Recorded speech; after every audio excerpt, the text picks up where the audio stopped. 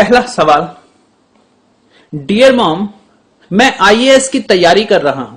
IAS preparation का कोई खास तरीका हो तो मुझे बताइए। मेरा बड़ा भाई आईएएस ऑफिसर बनने के लिए दिल्ली गया था। वहां उसने अपनी जिंदगी के 9 साल बर्बाद किए और अब वो वापस लौट आया है, मगर मैं उसकी तरह हारना नहीं चाहता। न जाने मुझे ये क्यों लगता है कि आपके पास दुनिया के हर सवाल का जवाब है। आपकी आवाज का दीवाना, आजाद पंछी।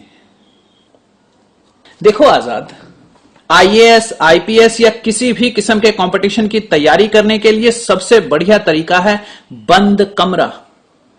अपनी किताबें लो और खुद को एक कमरे में बंद कर लो। बस no TV, no internet, no mobile, बस तुम, तुम्हारी किताबें और बंद कमरा। इसे मैंने नाम दिया है सन्यासी पद्धति।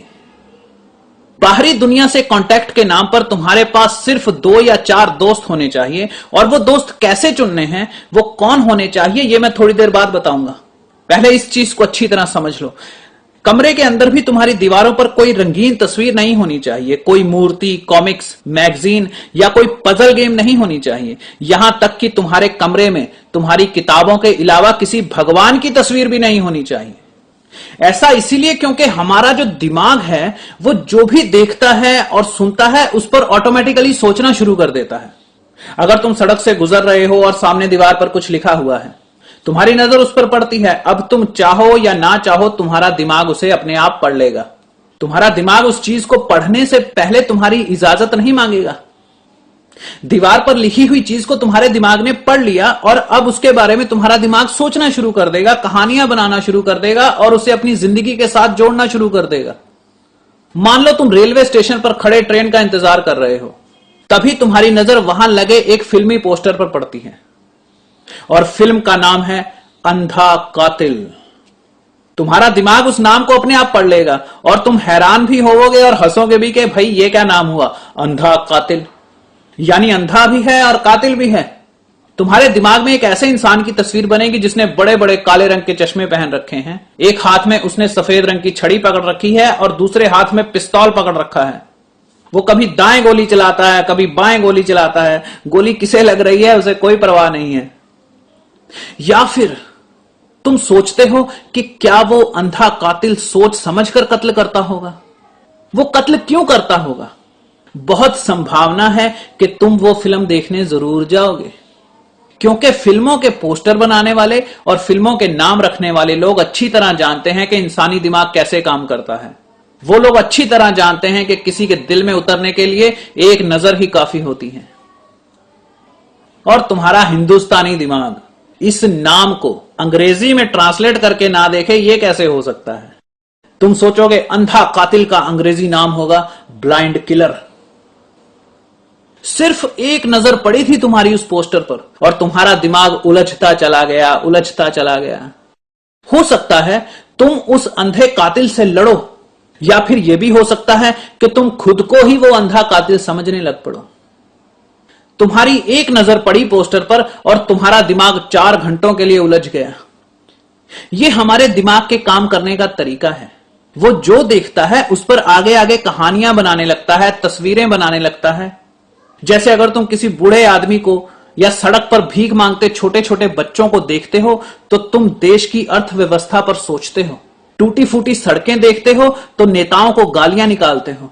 तुम्हारे दिमाग की 90% ताकत इन चीजों के बारे में सोचने में व्यर्थ जा रही होती है।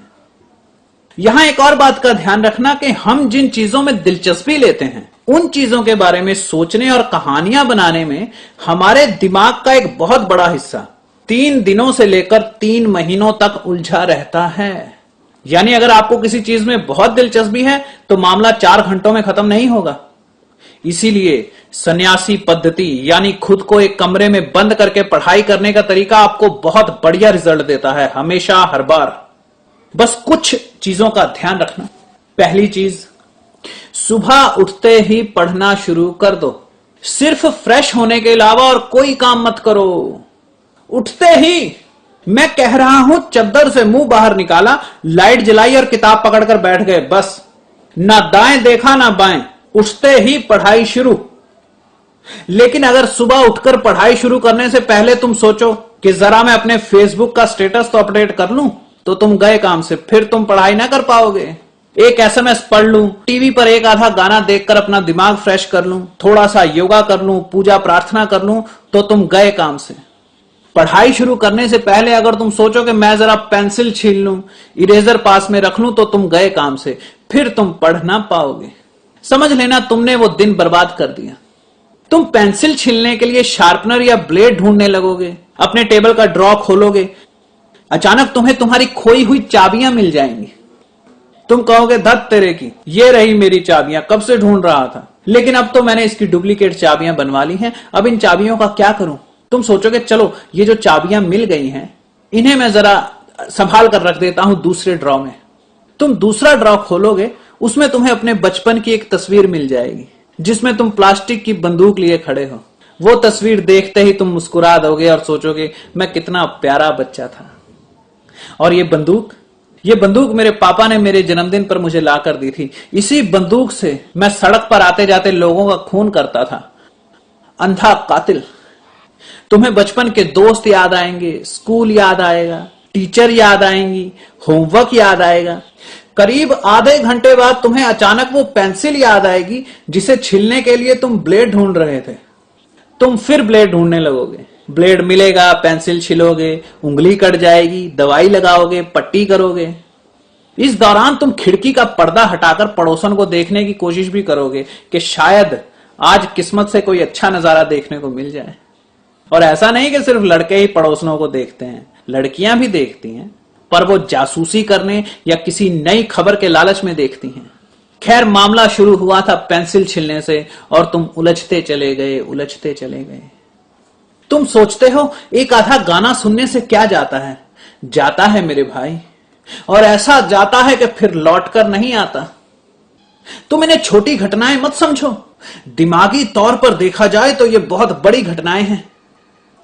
देखो पढ़ाई करते वक्त पढ़ी हुई चीजें याद रखने के लिए हम पूरी तरह अपनी आंखों और कानों पर डिपेंड होते हैं, इसीलिए हमें इनका इस्तेमाल बहुत सोच समझ कर करना चाहिए।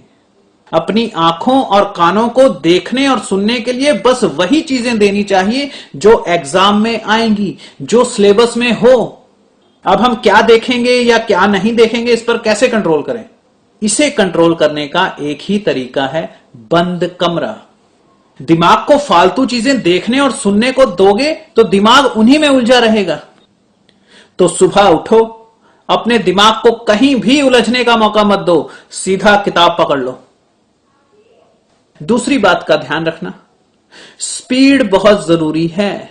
स्पीड से ही कंसंट्रेशन बनता है।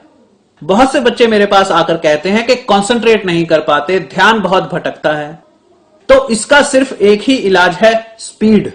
तेजी से पढ़ो, जो भी पढ़ रहे हो बहुत तेज पढ़ो। लेकिन तुम लोग क्या करते हो? तुम लोग धीरे धीरे पढ़ते हो। तुम्हें लगता है कि धीरे धीरे पढ़ने से याद हो जाता है, नहीं, उल्टा धीरे धीरे पढ़ने से ध्यान भटकता है। तुम हर 5 मिनट बाद सपने लेने लगते हो, ख्यालों में खो जाते हो, कभी कुछ याद आ जाता है, कभी कोई काम करने लग पड़ते हो।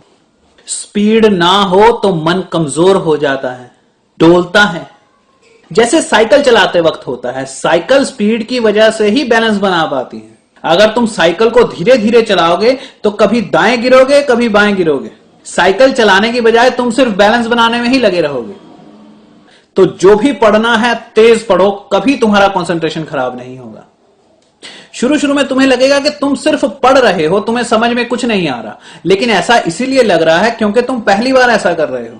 धीरे धीरे 2-3 दिनों में तुम्हारा दिमाग भी स्पीड पकड़ने लगेगा।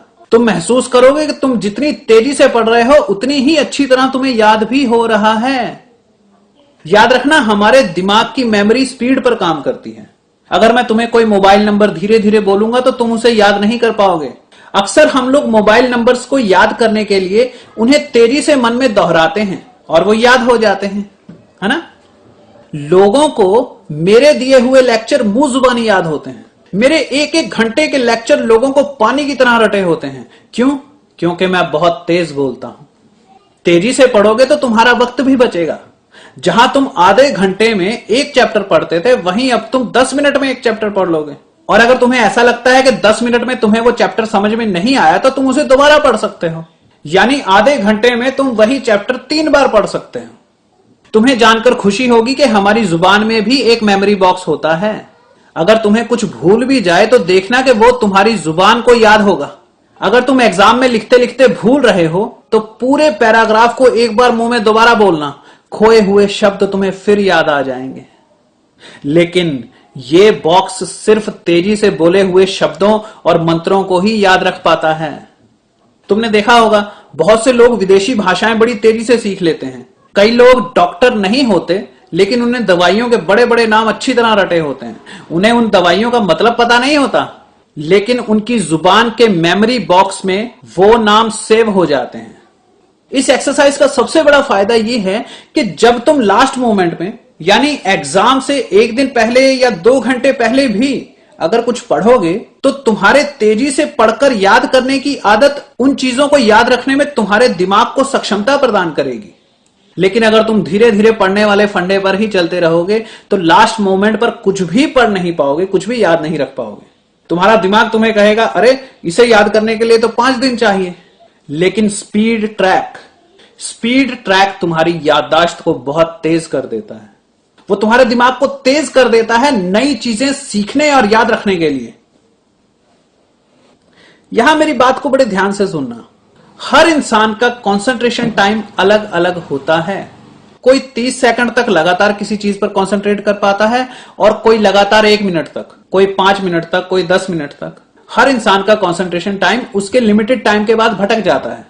अगर तुम्हारा कंसंट्रेशन टाइम 5 मिनट का है तो तुम 5 मिनट तक जो भी पढ़ोगे वो तुम्हें याद हो जाएगा, लेकिन 5 मिनट बाद तुम्हारा दिमाग अपने आप भटकने लगेगा, कुछ और सोचने लगेगा, पुरानी बातों को याद करेगा या भविष्य के सपने बुनने लगेगा।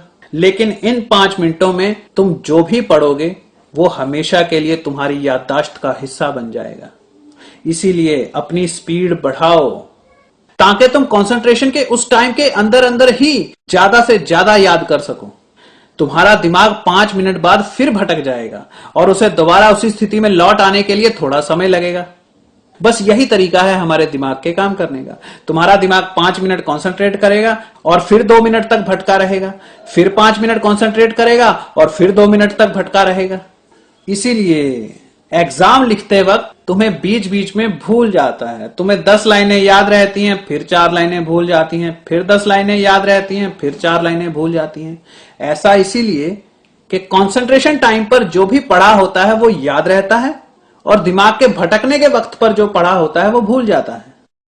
करना क्या है, पढ़ते पढ़ते अगर तुम्हारा दिमाग भटकता है तो उसे भटक लेने दो। यह दिमाग के आराम करने का तरीका है। या यूं समझ लो कि जो भी तुमने पढ़ा होता है दिमाग उसे याददाश्त में संजो रहा होता है। गड़बड़ तब होती है जब तुम एक सांस में ही पढ़ते चले जाते हो, पढ़ते ही चले जाते हो। तुम दिमाग को भटकने नहीं देते। बड़े बड़े विद्वान इस बात को जानते हैं। वो थोड़ा सा पढ़ते हैं और दिमाग को भटक लेने देते हैं, यहां वहां की बातें सोचने देते हैं। तुम भी सोचने दो, लेकिन बंद कमरे में होने की वजह से तुम्हारा दिमाग दूसरी चीजों में उलझेगा नहीं। अब तुम्हें समझ में आ गया होगा कि दुनिया की महान किताबें जंगलों में, गुफाओं में बैठकर क्यों लिखी गई हैं। क्यों गांधी, भगत सिंह, अरस्तू और उन अनगिनत महान लोगों ने अपनी बायोग्राफीज को जेल में बंद रहकर ही लिखा।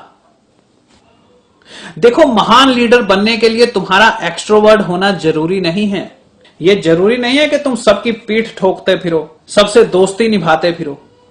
बल्कि मैं तुम्हें बताता हूं कि इतिहास में जाओ तो आपको पता चलेगा कि हर महान लीडर ज्यादातर अकेला रहना पसंद करते हैं। ईसा मसीह, बुद्ध, कन्फ्यूशियस, मोजेस, पैगंबर मोहम्मद, गुरु नानक, ये सब लोग अचानक कहीं गायब हो जाते थे, कई बार तो 6-6 महीनों के लिए। आज हम इन लोगों के बारे में जितना भी जानते हैं वो सिर्फ इन लोगों की जिंदगी के वो 15 या 20 सालों की कहानियां हैं जो लोगों ने देखी हैं। बाकी की जिंदगी इन लोगों ने कहां बिताई है ये किसी को नहीं पता। मैं बताता हूं, इन लोगों ने अपनी जिंदगी के 30 से 40 साल अकेले रहने में बिताए हैं, बिल्कुल अकेले। Leo Tolstoy, Napoleon Bonaparte, De Gaulle, Martin Luther, Churchill, Karl Marx, Mother Teresa, ये लिस्ट खत्म होने वाली नहीं है। इन सब लोगों को अकेलेपन ने पाला है। ये लोग एकांत से डरते नहीं थे। देखो, कामयाब होने के लिए स्वतंत्र होना बहुत जरूरी है, और अकेले रहकर तुम ये दिखाते हो कि ये मेरी जिंदगी है, ये मेरे कंट्रोल में है। इसे कोई बॉयफ्रेंड, कोई गर्लफ्रेंड, दोस्त, भाई बहन या मां बाप कंट्रोल नहीं कर सकता। जब तुम अकेले रहते हो तो तुम खुद पर अपनी सत्ता दर्शाते हो। जब तुम अपने किसी दोस्त से कहते हो कि देखो यार, मैंने पढ़ाई करनी है, मुझे डिस्टर्ब मत करो, मुझे अकेला छोड़ दो, तो यह नजर आता है कि तुम कितने इंडिपेंडेंट हो। यह लाइन इतनी ताकतवर है कि इसे बोलते ही तुम्हें अपने अंदर एक शक्ति का संचार महसूस होगा। तुम्हें ऐसा लगेगा जैसे तुमने किसी को हरा दिया हो। मैं अकेला रहना चाहता हूं। जैसे ही तुम ये उद्घोषणा करते हो, सुनने वाले के होश उड़ जाते हैं। तुम्हारे दोस्त को समझ में नहीं आता कि तुम अकेला क्यों रहना चाहते हो, क्योंकि वो आम आदमी है, और आम आदमी अकेलेपन से डरता है, वो बोर हो जाता है। जो लोग अकेलेपन को बर्दाश्त नहीं कर सकते, वो लोग बदकिस्मती से ज्ञान के उस सागर से अनजान रह जाते हैं जो ईश्वर ने तुम्हें दिया है। अकेले रहने से हमारा दिमाग चीजों को आपस में जोड़ना शुरू कर देता है। तुम जो भी पढ़ोगे वो एक दूसरे के साथ जुड़ना शुरू हो जाएगा। तुम महसूस करोगे कि जैसे तुम्हें ABC याद है, 1 2 3 याद है, बस उसी तरह उतनी ही आसानी से तुम्हें IAS की किताबें याद हो रही हैं। तुमने देखा होगा कि हिंदू धर्म में सूर्य देव की बहुत महत्वता है। हिंदू लोग सूरज की पूजा क्यों करते हैं, सूर्य देव की पूजा क्यों करते हैं? क्योंकि सूरज एकांतता को दर्शाता है, गौरव को दर्शाता है, आत्मनिर्भरता को, ज्ञान को, रोशनी को और सत्य को दर्शाता है, रिप्रेजेंट करता है। सूरज अकेला निकलता है। हां, चांद तारे झुंड में निकलते हैं। सूरज गरिमा का प्रतीक है, उसे किसी के सहारे की जरूरत नहीं है, वो आजाद है। इसीलिए हिंदू लोग हर भगवान, चाहे वो गुरु नानक हो, ईसा मसीह हो, भगवान कृष्ण हो या मां लक्ष्मी हो, उनकी गर्दन के पीछे सूरज बना देते हैं। तुमने देखा होगा, हिंदुओं की किसी भी भगवान की फोटो देख लो, उसकी गर्दन के पीछे, उनके सिर के पीछे सूर्य बना होता है। सूरज दिखाने का मतलब है अकेला रहने वाला, रोशनी फैलाने वाला। ईसाई धर्म भी इस विचार को प्रोत्साहन देता है, समर्थन देता है। ईसाइयों ने संडे बनाया। संडे शब्द का मतलब होता है सूर्य का दिन, सन डे, सूरज का दिन। यानी एक दिन काम धंधा छोड़कर भीड़ भाड़ से दूर अकेले रहो, किसी अनजान रास्ते पर चल निकलो, किसी नए रास्ते से घर लौटो, जरा खुद से मिलकर आओ। देखना, तुम्हें ऐसा लगेगा जैसे तुमने हजारों किताबें पढ़ ली हों। तुम कई सवालों के जवाब लेकर लौटोगे, तरोताजा, नई शक्ति से भरे हुए। संडे का मतलब अपने दोस्तों के साथ रहना नहीं होता। संडे का मतलब पार्टी में जाके डिस्को करना नहीं होता। संडे का मतलब होता है अकेले रहो, सूरज बनो। अगर कामयाब होना चाहते हो तो भीड़ का हिस्सा बनने की कोशिश मत करो। देखना, तुम्हारा दिमाग अकेलेपन में तुम्हें ऐसे ऐसे विचार देगा जो तुम खुद सोचकर हैरान हो जाओगे कि मैं इतना बढ़िया सोचता हूं। आइंस्टाइन, मार्कोनी, मैडम क्यूरी जैसे आविष्कारकों ने स्वीकार किया है कि उनकी हर खोज अकेलेपन में किसी बिजली की तरह उनके दिमाग में कौंध जाती थी। अचानक, अपने आप। तुम किसी भी साइंटिस्ट की बायोग्राफी पढ़ो, वो आपको बताएगा, मुझे नहीं पता, मैं अकेला घूम रहा था, उदास बैठा था या सोया हुआ था, अचानक मेरे दिमाग में ये आइडिया न जाने कहां से आ गया और मैंने उस चीज की खोज कर ली। क्योंकि जब हमें पता नहीं होता तब भी हमारा दिमाग टुकड़ों को आपस में जोड़ रहा होता है, कई नए रास्ते खोज रहा होता है, कई गहराइयों में उतर रहा होता है। दिमाग को काम करने के लिए सिर्फ 2 चीजें चाहिए होती हैं, अकेलापन और स्पीड। तेजी से सोचो, जो करना है तेज करो, पढ़ना है तेज पढ़ो। बहुत से लोग अपनी स्पीड को बढ़ाने की बजाय अपने दिमाग का कंसंट्रेशन टाइम बढ़ाने में लगे रहते हैं। जैसा मैंने तुम्हें बताया कि किसी का कंसंट्रेशन टाइम 30 सेकंड होता है, किसी का 1 मिनट होता है, किसी का 10 मिनट होता है, 5 मिनट होता है। तो वो लोग क्या करते हैं, वो अपना कंसंट्रेशन टाइम बढ़ाने की कोशिश करते हैं। वो बेचारे कभी योगा करते हैं, कभी मेडिटेशन करते हैं। देखो, पहली चीज, कंसंट्रेशन टाइम को कभी बढ़ाया नहीं जा सकता। अगर आपका कंसंट्रेशन टाइम 30 सेकंड का है तो वो 31 सेकंड का नहीं हो सकता, वो 40 सेकंड का नहीं हो सकता, वो 30 सेकंड ही रहेगा। और इसके कम या ज्यादा होने से कोई फर्क नहीं पड़ता। 5 मिनट या 30 सेकंड तो मैं यूं ही समझाने के लिए कह रहा हूं, जबकि एक बढ़िया दिमाग का कंसंट्रेशन टाइम 15 सेकंड भी हो सकता है, 10 सेकंड भी हो सकता है, 1 मिनट भी हो सकता है, उससे कोई फर्क नहीं पड़ता। कंसंट्रेशन टाइम ज्यादा हो कम हो उससे क्या फर्क पड़ता है? तुम्हारे पास जितना कंसंट्रेशन टाइम है उसी में तुम कमाल कर सकते हो। ठीक है, कुछ लोग गॉड गिफ्टेड होते हैं, उनका concentration time 5 minute, 10 minute, 15 minute भी होता है, लेकिन वो सब लोग कामयाब तो नहीं होते ना। कामयाब सिर्फ वही लोग होते हैं जिनकी स्पीड ज्यादा होती है, जो लगातार मेहनत करते हैं। उन लोगों का कंसंट्रेशन टाइम 50 सेकंड या 30 सेकंड ही था जिन लोगों ने इस दुनिया को कुरान, बाइबल या भागवत गीता जैसे हीरे दिए हैं। कंसंट्रेशन टाइम जितना कम होगा, भटकने का टाइम उससे भी आधा होगा, अगर तुम मेरी बात को समझ सको तो। अगर तुम्हारा कंसंट्रेशन टाइम 30 सेकंड का है तो उसके भटकने का टाइम 12 या 15 सेकंड ही होगा, यानी तुम भटकोगे कम और लगातार काम कर सकोगे। अगर तुम्हारा कंसंट्रेशन टाइम 15 मिनट है तो जानते हो तुम कितने मिनट भटकोगे? 7 मिनट भटके रहोगे। कंसंट्रेशन टाइम जितना छोटा हो, तुम्हारी स्पीड उतनी ही तेज होती है। खैर, तीसरी और सबसे जरूरी बात, अपने दोस्त बहुत सोच समझ कर चुनो। यहां पर दोस्त का मतलब तुम्हारे साथ कंचे या गुल्ली डंडा खेलने वाले दोस्त नहीं। तुम आईएएस की तैयारी कर रहे हो, यहां पर दोस्त का मतलब है सिर्फ 2 किस्म के लोग। एक वो जो तुम्हें आईएएस बनने में तुम्हारी मदद करेंगे, और दूसरे वो जो तुम्हें आईएएस बनने से रोकेंगे। अच्छे दोस्तों में आते हैं तुम्हारे सीनियर्स, जो तुमसे पहले से तैयारी कर रहे हैं, और ऑफ कोर्स तुम्हारे टीचर्स, तुम्हारे ट्रेनर्स। उनके टच में रहो और हमेशा अपडेट्स लेते रहो। देखो आजाद, यहां तुमने कहा है कि मेरा भाई अपनी जिंदगी के 9 साल बर्बाद करके आया है दिल्ली में। तुम्हारे भाई के एक्सपीरियंस तुम्हारे काम आएंगे, अच्छे भी और बुरे भी। अब बुरे दोस्तों के बारे में सुनो, जिनसे बचकर रहना चाहिए। ये लोग वो होते हैं जो अपने घर वालों से ये झूठ बोलकर आए होते हैं कि मैं आईएएस की तैयारी करने जा रहा हूं, और दिल्ली पहुंच जाते हैं। और दिल्ली जैसे शहरों में ये लोग पढ़ाई के अलावा और सब कुछ करते हैं। इनका 90% टाइम गुजरता है पार्टीज करने में, अपने फ्लैट में दोस्तों को बुला लेते हैं, जमाने भर का नशा करते हैं। और ये मत सोचो कि लड़कियां इन कामों में पीछे हैं। अफसोस की बात यह है कि लड़कों से ज्यादा लड़कियां इस खेल में बर्बाद होती हैं। इसका कारण शायद यह है कि जिस छोटे शहर से वो आई होती हैं, वहां उन्होंने इतनी आजादी पहले कभी नहीं देखी होती। तो वो आती तो हैं दिल्ली में आईएएस ऑफिसर बनने के लिए, मगर बन कुछ और ही जाती हैं। तुम्हें अपने दोस्त बहुत सोच समझ कर चुनने चाहिए, इसीलिए घटिया दोस्तों से दूर रहना चाहिए। और उन घटिया दोस्तों की क्या निशानी है, बड़े ध्यान से सुनो। इन लोगों की पहली निशानी यह होती है कि ये लोग कहीं पर भी अकेले नहीं जाते, तुम्हें साथ लेकर जरूर जाएंगे। अगर इन्हें गली के नुक्कड़ तक एक माचिस खरीदने भी जाना है तो ये लोग तुम्हारे कमरे में आकर कहेंगे, चल यार माचिस लेने चलते हैं, साली माचिस खत्म हो गई। अगर तुम आगे से कहोगे तू जा यार माचिस ले आ, मैं पढ़ रहा हूं, तो ये कहेंगे अबे चल ना, 5 मिनट पढ़ाई नहीं करेगा तो पहाड़ थोड़ी ना टूट पड़ेगा। और ये तुमसे तुम्हारी किताबें छुड़वाकर तुम्हें साथ ले जाते हैं। और मैं तुम्हें बता दूं कि गलती इनकी नहीं है, गलती तुम्हारी है जो तुम अपनी किताब छोड़कर इनके साथ माचिस लेने चले जाते हो।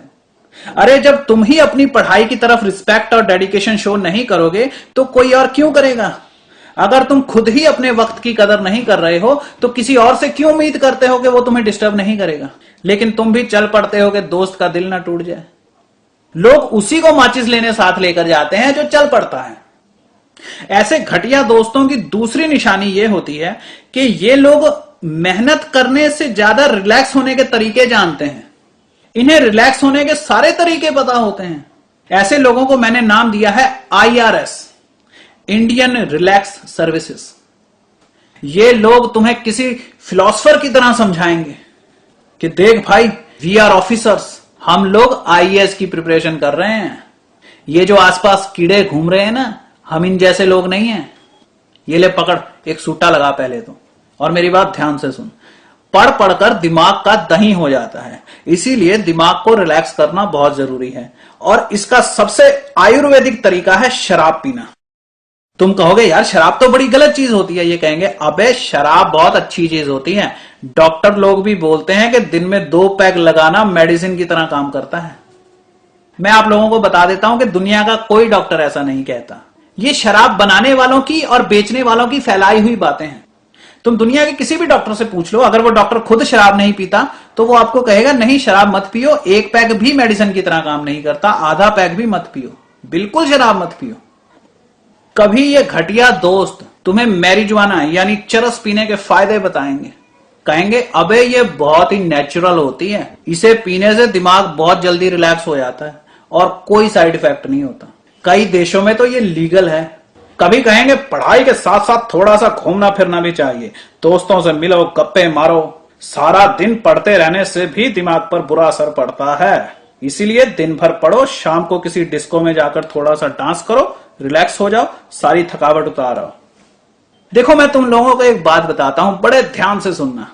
इंसानी दिमाग इतना ताकतवर होता है कि अगर तुम 500 बार भी आईएएस क्लियर कर लो तब भी नहीं थकता। दिमाग की थकावट सिर्फ एक वहम है, और ये वहम वो लोग फैलाते हैं जो रिलैक्सेशन बेचते हैं। ये लोग तुम्हें यकीन दिला देते हैं कि दिमाग परेशान हो जाता है, थक जाता है, थोड़ा सा आराम कर लो, थोड़ा सा नशा कर लो, थोड़ी सी पार्टी कर लो। इनकी बातें सुन सुनकर तुम्हें थकावट होने लग पड़ती है, नहीं तो इंसानी दिमाग कभी नहीं थकता। अपने दिमाग को सिर्फ वहम से बचाकर रखो, कभी मार नहीं खाओगे। मैं दोहरा दूं कि अगर दिमाग को किसी चीज में दिलचस्पी है तो वो उसके बारे में सोचने में 3 दिन से लेकर 3 महीनों तक उलझा रहता है। मान लो तुम्हें कुत्ते पालने का शौक है, तुम घर लौट रहे हो, रास्ते में तुमने किसी अमीर आदमी के पास कोई विदेशी कुत्ता देख लिया। तुम्हारा दिमाग कुत्ते में दिलचस्पी रखता है, इसीलिए वो उसके बारे में लगातार सोचता रहेगा। और ऐसा नहीं है कि तुम पढ़ नहीं पाओगे, तुम पढ़ोगे। कॉन्शियसली तुम्हें ऐसा लगेगा कि तुम पढ़ाई पर पूरा ध्यान दे पा रहे हो, लेकिन मेरे दोस्त तुम्हारा दिमाग तुम्हें धोखा दे रहा है। तुमसे छुपकर तुम्हारा दिमाग सिर्फ कुत्ते के बारे में सोच रहा है। इस बात को तुम ज्यादा अच्छी तरह समझ पाओगे दूसरी एग्जांपल से। मान लो तुम्हारा कोई दोस्त तुम्हें सुबह 8 बजे फोन करता है और फोन करके कहता है कि मेरे भाई आज रात को मेरे घर में पार्टी है, तू ठीक 8 बजे पहुंच जाना, दारू शारू पिएंगे, डांस वांस करेंगे। तुम सोचते हो ठीक है, रात को 8 बजे पार्टी पर जाना है, तब तक मैं जरा पढ़ाई कर लेता हूं। नहीं मेरे लल्लू, अब तुम पढ़ नहीं पाओगे, क्योंकि अब तुम्हारा दिमाग भविष्य में उलझ जाएगा। दरअसल तुम पढ़ने की बजाय खुद को मानसिक रूप से तैयार करने में लगे रहते हो पार्टी में जाने के लिए। पार्टी एक दिलचस्प चीज है, इसीलिए तुम्हारे दिमाग का 90% हिस्सा बस इन्हीं चीजों को सोचने में लगा रहेगा कि मैं पार्टी में क्या पहनकर जाऊं, वहां कौन कौन आएगा, हम लोग क्या क्या करेंगे। अरे ऐसे दोस्तों से बचो और ऐसी प्लानिंग से भी बचो। बहुत से लोग कभी आईएएस ऑफिसर नहीं बन पाते क्योंकि वो लोग इन्हीं सपनों में खोए रहते हैं कि मैं आईएएस बनने के बाद क्या क्या करूंगा, मैं ये वाली गाड़ी खरीदूंगा, मैं उस होटल में जाऊंगा। देखो भाई, सपने देखने में कोई बुराई नहीं है, लेकिन ये सपने बंद कमरे में देखो, क्योंकि वहीं ये सपने पूरे भी होंगे। जिसे तुम लोग थकावट समझते हो वो दरअसल कंफ्यूजन होती है या फिर बोरियत। कंफ्यूजन इसीलिए होती है क्योंकि ज्यादातर बच्चे आईएएस की तैयारी के लिए बाजार में अवेलेबल सारी किताबें खरीद लेते हैं। वो अपने कमरे को एक लाइब्रेरी बना लेते हैं। अरे यार, एक सब्जेक्ट के लिए 1 या 2 किताबें काफी होती हैं। सिलेबस को अच्छी तरह पढ़ो, जो आएगा उसी में से आएगा, पुराने क्वेश्चन पेपर सॉल्व करो। अच्छा, तुमने देखा होगा गरीब कैंडिडेट्स, वो लड़के या लड़कियां जो ज्यादा किताबें नहीं खरीद पाते, अक्सर पास हो जाते हैं। क्यों? क्योंकि लिमिटेड सोर्स हमेशा तुम्हें अच्छा रिजल्ट देते हैं, लिमिटेड सोर्स हमेशा तुम्हें कामयाबी की तरफ ले जाते हैं। खैर, आज के लिए इतना काफी है। मैं हाइलाइट्स दोहरा देता हूं। पहली चीज है सन्यासी पद्धति, यानी बंद कमरे का कॉन्सेप्ट। खुद को एक कमरे में बंद कर लो, अपनी आंखों और कानों को कोई एंटरटेनमेंट मत दो। डरो मत, तुम पागल नहीं होवोगे। पागल होना इतना आसान नहीं है। दूसरी चीज, उठते ही पढ़ना शुरू कर दो। तीसरी चीज, अपने पढ़ने की स्पीड बढ़ाओ, हर रोज बढ़ाओ। चौथी चीज, घटिया दोस्तों, नशों और पार्टी से बचो। अरे भाई, एक बार आईएएस बन गए तो फिर पार्टीज ही पार्टीज हैं यार। कोई लाख समझाए शराब मत पीना, चरस मत पीना। खुद सोचो बच्चे, ये चीजें सीधा दिमाग और याददाश्त पर असर करती हैं। नशीली चीजों का काम ही होता है याददाश्त खत्म करना। मैं ऐसे बहुत से लोगों को जानता हूं जो आईएएस ऑफिसर नहीं बन पाए क्योंकि वो शराब पीते थे, पार्टीज में उलझे रहते थे। वो मेरे दोस्त थे, मेरे साथी थे, मैं उन्हें समझाता था कि शराब मत पियो, लेकिन वो लोग आगे से मुझे समझाते थे। वो कहते थे, देख भाई, मुझ पर शराब का कोई असर नहीं होता, मैं जितनी मर्जी पी लूं फिर भी पढ़ सकता हूं। आपके आसपास भी ऐसे बहुत से लोग होंगे जो आपको सारा दिन यही बताने में लगे रहते हैं कि उन पर नशा असर नहीं करता, वो जितनी मर्जी शराब पी लें उनको उतना असर नहीं होता जितना दूसरे लोगों को होता है। ऐसे बेवकूफों से ये दुनिया भरी पड़ी है। और अब आखिरी बात, आज जो कुछ मैंने बताया है वो सिर्फ सिविल सर्विसेज के कैंडिडेट्स के लिए है, स्कूल के बच्चों के लिए बिल्कुल नहीं है। स्कूल के बच्चों को घूमना फिरना चाहिए, खेलना कूदना चाहिए और थोड़ा सा वक्त बचे तो पढ़ भी लेना चाहिए। क्योंकि मैं जानता हूं यहां पर ऐसे बहुत से माँ बाप बैठे हुए हैं जो अपने बच्चे को गर्दन से पकड़ेंगे और सीधा घर जाकर एक कमरे में बंद कर देंगे और कहेंगे चुपचाप सन्यासी पद्धति से पढ़ाई करो और आईएएस ऑफिसर बनकर ही बाहर निकलना। ऐसे नालायक माँ बाप भरे पड़े हैं इस देश में, बच्चों पर जुल्म करते हैं। हरामजादों, अपनी जवानी में कभी पढ़ाई नहीं की? जब तुम्हारा बाप तुम्हें कहता था पढ़ाई कर लो तब तुम्हें इश्क हो गया था, तब तुम्हें प्यार हो गया था, तब लौंडियाबाजी से फुर्सत नहीं मिलती थी तुम्हें। और अब छोटे छोटे बच्चों पर पढ़ाई का बोझ डालते हो, उन्हें डराते हो, मारते हो ताकि वो तुम्हारा सपना पूरा कर सकें। जिस सपने को पूरा करने की हिम्मत तुम्हारे अंदर नहीं थी उसकी उम्मीद अपने बच्चों से भी मत करो। आप चाहे दुनिया के किसी भी कोने में बैठे हों, आप मुझे फोन कर सकते हैं, मुझसे बात कर सकते हैं। आपको सिर्फ एक फोन नंबर डायल करना है, अपनी कॉल अपॉइंटमेंट बुक करवानी है और आपकी सीधा मुझसे बात होगी। फोन नंबर है +91 9888842033। अगर आप नए रिश्ते बनाना चाहते हैं या पुराने रिश्तों को टूटने से बचाना चाहते हैं तो मैं आपकी मदद कर सकता हूं। अगर आप समझ नहीं पा रहे हैं कि अपने सपनों को कैसे पूरा किया जाए, कम से कम बजट में अपने बिजनेस को आसमान की ऊंचाइयों तक कैसे पहुंचाया जाए, तो मैं आपकी मदद कर सकता हूं।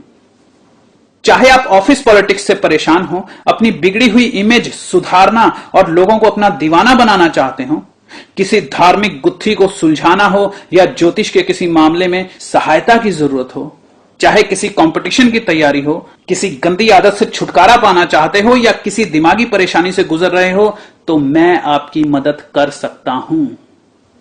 ये मत सोचिए कि जब मुझसे मिलेंगे तब जाकर अपनी प्रॉब्लम के बारे में बात करेंगे। अरे भाई, अपना वक्त बचाओ। हम एक नए युग में जी रहे हैं। ये इंटरनेट का जमाना है, ये टेलीफोन का जमाना है। फोन करो, जितनी जल्दी फोन करोगे प्रॉब्लम सॉल्व होने के चांसेस उतने ही ज्यादा होंगे। मैं अपना फोन नंबर दोहरा देता हूं, यह है +91 9888842033।